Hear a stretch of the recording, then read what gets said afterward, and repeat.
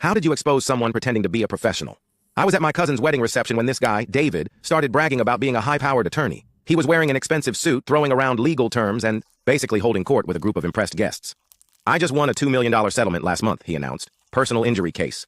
The insurance company didn't want to mess with my firm.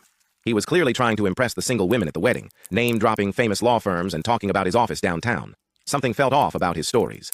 The legal terminology he was using was mostly wrong, and his descriptions of court procedures didn't match reality.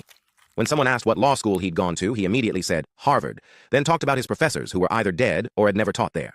I'm a paralegal at a major law firm, so I know enough about the legal profession to spot obvious BS, but instead of calling him out immediately, I decided to let him dig his own hole. That's fascinating, I said. What type of law do you practice?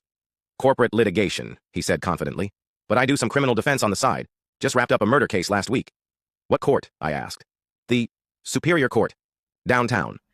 I continued questioning him, naming two judges I knew personally. Judge Morrison or Judge Harris? Judge Morrison, he replied.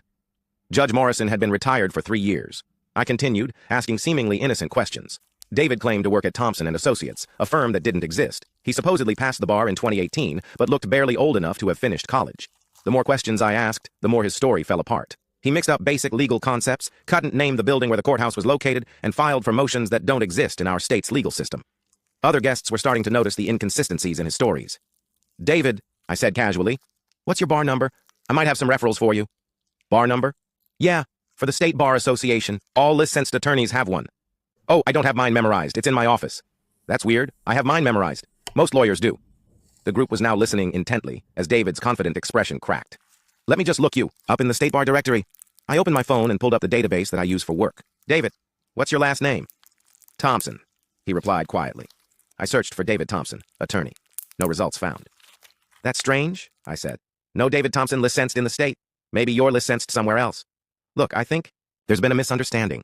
Or maybe, I said, loud enough for everyone to hear, you're not a lawyer at all. The wedding reception got very quiet around us. What's your real job, David? He mumbled something about working in sales and quickly walked away from our group. I found out later from my cousin that he was her co-worker's plus one who had been selling insurance. He'd been using his fake lawyer persona to pick up women at social events. The funny thing is, one of the women he'd been trying to impress was a real attorney working at the district attorney's office. She'd been listening, in, and taking notes. I was going to let him finish his performance before destroying him, she later said. But you beat me to it. David left the reception early and never showed up at another family event.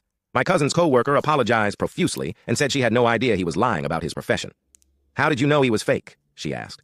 Real lawyers don't brag about winning cases at a wedding reception. I replied. And they definitely remember their own bar number. Sometimes the best way to catch a liar is to keep asking them to elaborate on their lies.